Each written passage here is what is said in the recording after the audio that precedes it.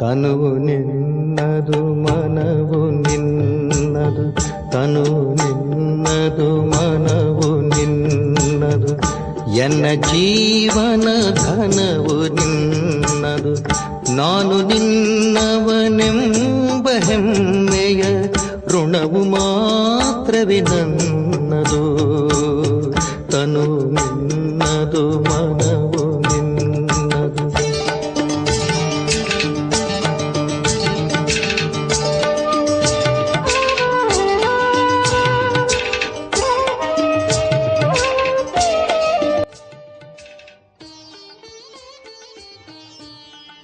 ಓಂ ಶಾಂತಿ. Good morning. Murali ದಿನಾಂಕ 11/9/2025. ಮುರಳಿಯ ಶಿವಬಾಬಾ ನೆನಪಿದರ ಪ್ರಾತಃ ಮುರಳಿ. ಮುರಳಿಯ ಸಾರ: ಮಧುರ ಮಕ್ಕಳೇ, ನೀವು ಇಡೀ ಪ್ರಪಂಚದ ಸತ್ಯವಾದ ಮಿತ್ರರಾಗಿದ್ದೀರಿ. ಅಂದ ಮೇಲೆ ನಿಮಗೆ ಯಾರೊಂದಿಗೂ ಶತ್ರುತ್ವವಿರಬಾರದು.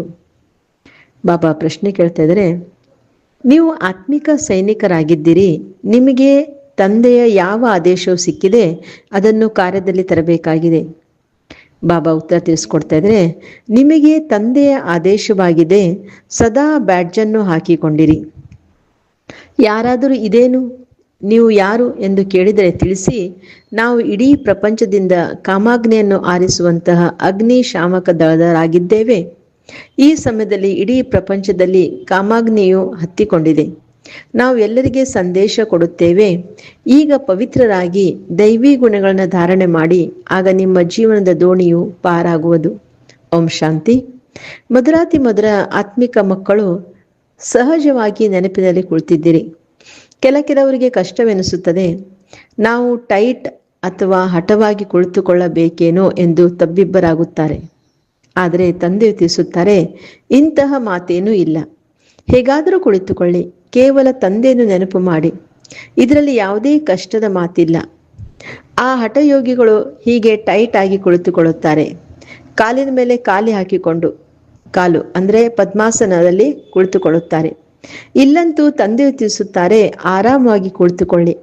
ತಂದೆ ಮತ್ತು 84 ಜನ್ಮಗಳ ಚಕ್ರವನ್ನು ನೆನಪು ಮಾಡಿ. ಇದು ಸಹಜ ನೆನಪಾಗಿದೆ.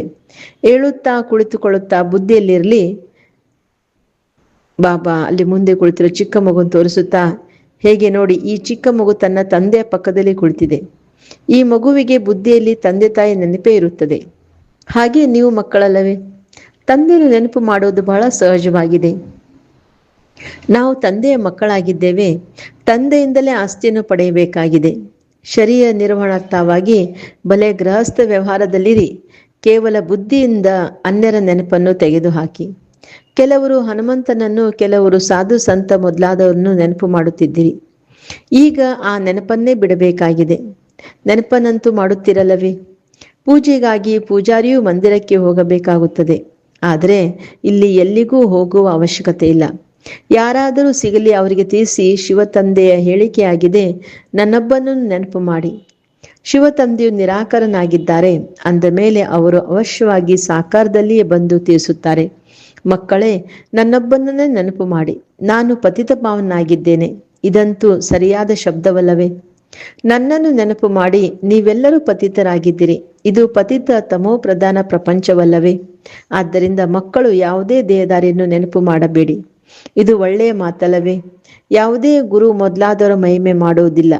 ತಂದೆಯು ಕೇವಲ ಇಷ್ಟನ್ನೇ ತಿಳಿಸುತ್ತಾರೆ, ನನ್ನನ್ನು ನೆನಪು ಮಾಡಿದರೆ ನಿಮ್ಮ ಪಾಪಗಳು ಕೊಳೆಯುತ್ತವೆ. ಇದು ಯೋಗ ಬಲ ಅಥವಾ ಯೋಗಾಗ್ನಿಯಾಗಿದೆ. ಗೀತೆಯ ಭಗವಂತನು ನಿರಾಕಾರನೇ ಆಗಿದ್ದಾನೆ ಎಂದು ಬೇಹದ್ದಿನ ತಂದೆಯು ಸತ್ಯವನ್ನೇ ಹೇಳುತ್ತಾರಲ್ಲವೇ? ಕೃಷ್ಣನ ಮಾತಿಲ್ಲ. ಭಗವಂತನು ತಿಳಿಸುತ್ತಾರೆ, ಕೇವಲ ನನ್ನನ್ನು ನೆನಪು ಮಾಡಿ. ಇದನ್ನು ಬಿಟ್ಟರೆ ಮತ್ಯಾವುದೇ ಉಪಾಯವಿಲ್ಲ. ಪಾವನರಾಗಿ ಹೋದಾಗಲೇ ಶ್ರೇಷ್ಠ ಪದವಿಯನ್ನು ಪಡೆಯುವಿರಿ. ಇಲ್ಲದಿದ್ದರೆ ಪದವಿಯು ಕಡಿಮೆ ಆಗುವುದು. ನಾವು ನಿಮಗೆ ತಂದೆಯ ಸಂದೇಶವನ್ನು ಕೊಡುತ್ತೇನೆ.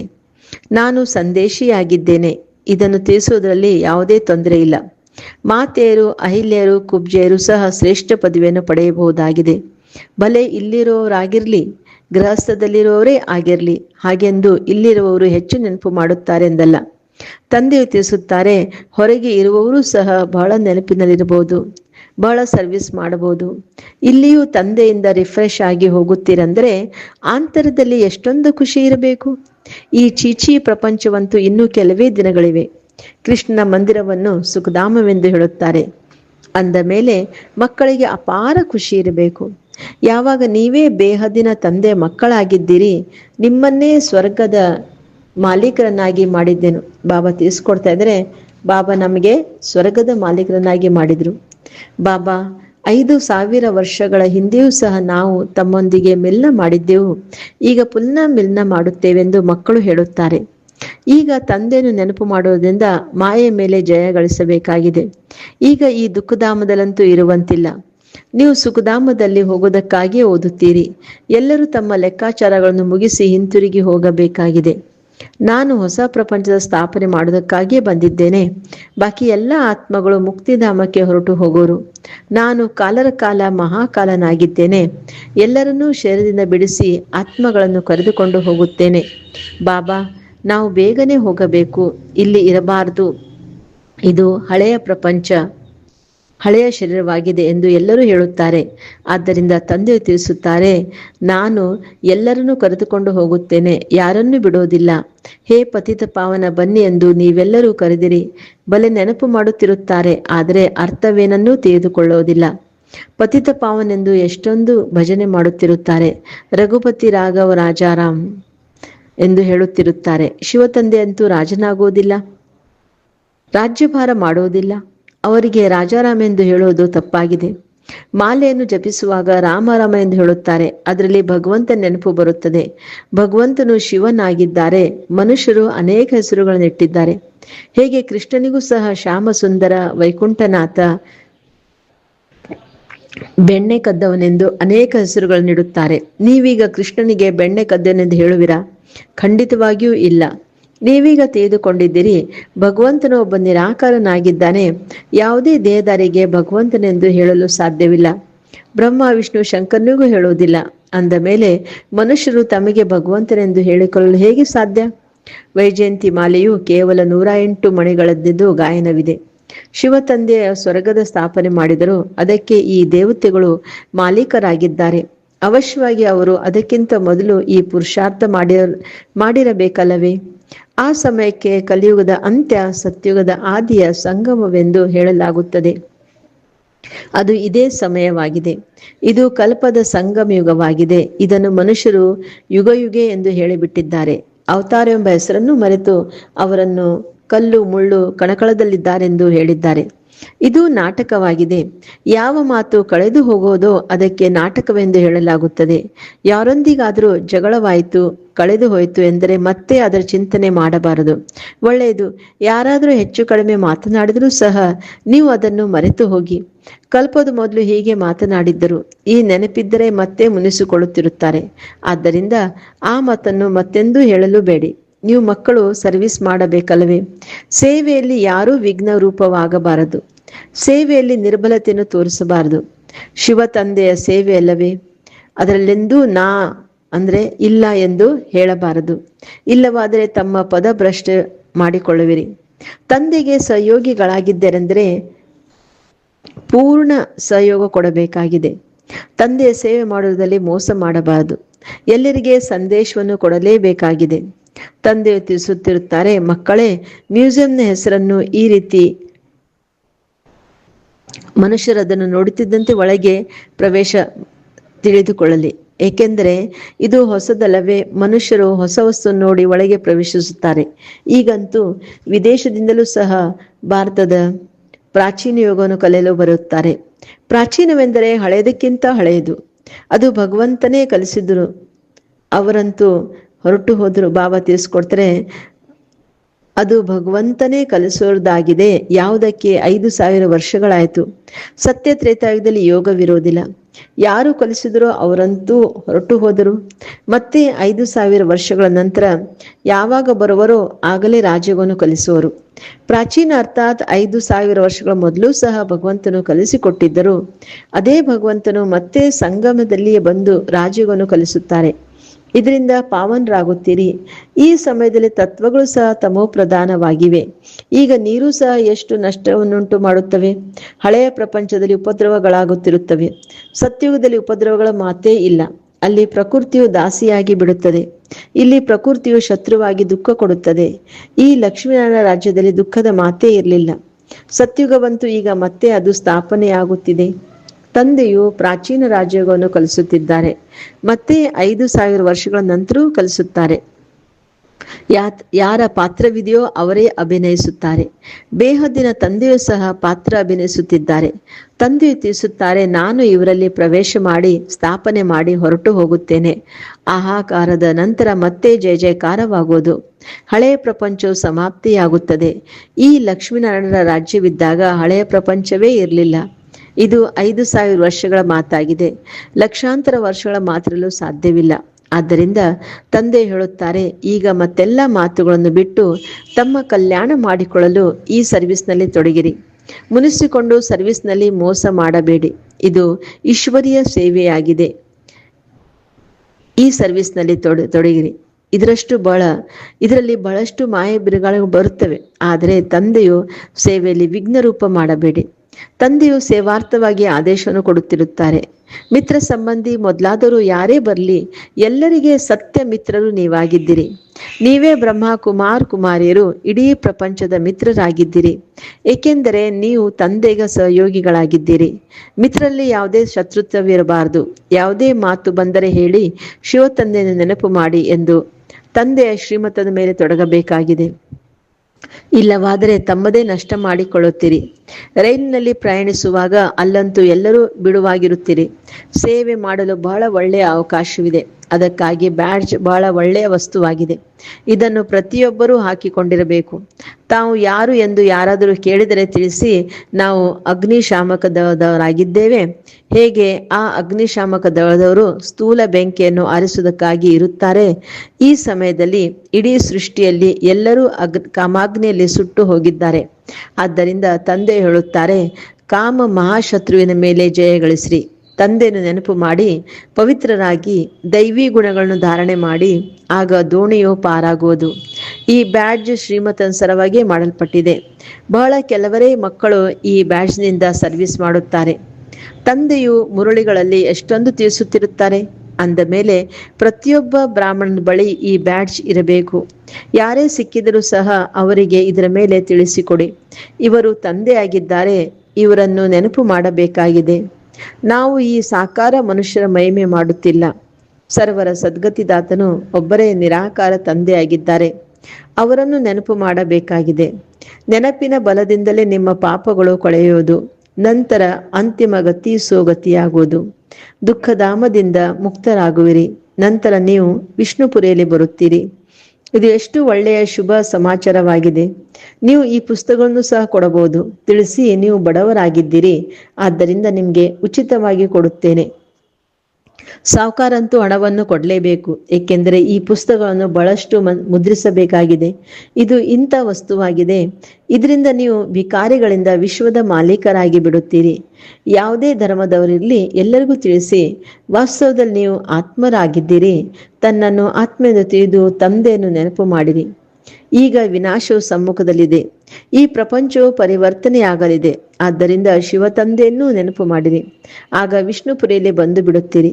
ತಿಳಿಸಿ, ತಮಗೆ ಪದಮದಷ್ಟು ಬೆಲೆ ಬಾಳುವ ಈ ಪುಸ್ತಕ ವಸ್ತುವನ್ನು ಕೊಡುತ್ತಿದ್ದೇವೆ. ಈ ಬ್ಯಾಡ್ಜ್ನಿಂದ ಸರ್ವಿಸ್ ಮಾಡಿ ಎಂದು ತಂದೆಯು ಬಹಳಷ್ಟು ತಿಳಿಸುತ್ತಾರೆ. ಆದರೆ ಬ್ಯಾಡ್ಜ್ ಹಾಕಿಕೊಳ್ಳುವುದೇ ಇಲ್ಲ.